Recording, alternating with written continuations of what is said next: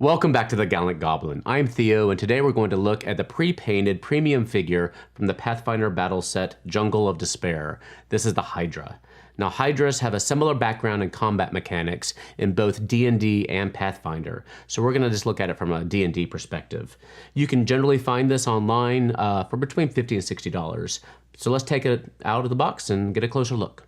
At the dawn of time, Tiamat, the queen of the evil dragons, fought a rival dragon named Lernea and emerged victorious.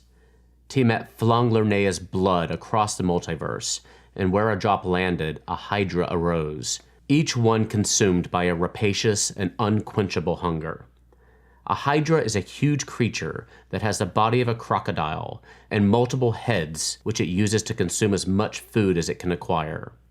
If it exhausts its supply of food in an area, a Hydra may turn against itself, each head attempting to eat the other heads. A Hydra is an aquatic creature by nature and seeks habitats with access to water, such as coastlines, lake shores, river basins, or bogs. Known as fierce monstrosities, Hydras are often sought out as a challenge for adventurers looking to make a name for themselves. In battle, Hydras begin with 5 heads. Each head beyond the first gives it more reactions and more attacks per turn. As it takes damage, the Hydra loses heads, and it dies if all the heads are removed. Unless the wounds are cauterized by fire, the Hydra will regain 2 heads for each one it loses in battle, also regaining health in the process. This miniature comes with 5 individual heads and 5 dual heads. While a Hydra theoretically has no upper limit to the number of heads it can grow, in practice it's unlikely that more than 10 heads will sprout in the course of a single battle. A Hydra has a challenge rating of 8 and is found in the basic rules. Hydras appear in Tomb of Annihilation, Dungeon of the Mad Mage, The Guildmaster's Guide to Ravnica, Princess of the Apocalypse, and Tales from the Yawning Portal. Spoiler alert for Critical Role, if you'd like to see this particular mini in action, you can watch Campaign 2, Episode 39.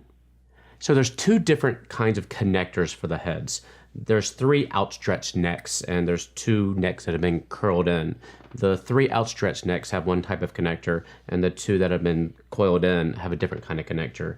You have 3 of the double heads and 3 of the single heads for the outstretched necks, of course, and then 2 of each for the others. So that helps you in battle when you're trying to change the heads in and out, know which connector goes on which one, so you may want to keep them separated.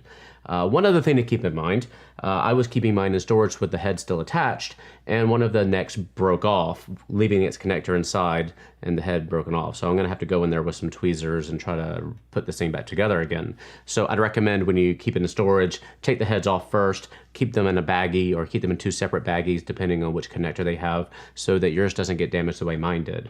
Otherwise, this is a great figure. It's certainly more dynamic than your typical miniature that you use in battle, giving you a little flexibility, a nice fun encounter for your adventures. And I hope that you enjoyed this video. If you have any questions or comments or concerns, please leave them below. Otherwise, follow us on social media. You can see the links for our Twitter, Instagram, and Facebook accounts down below. And I hope you're doing well, and we'll see you next time on The Gallant Goblin.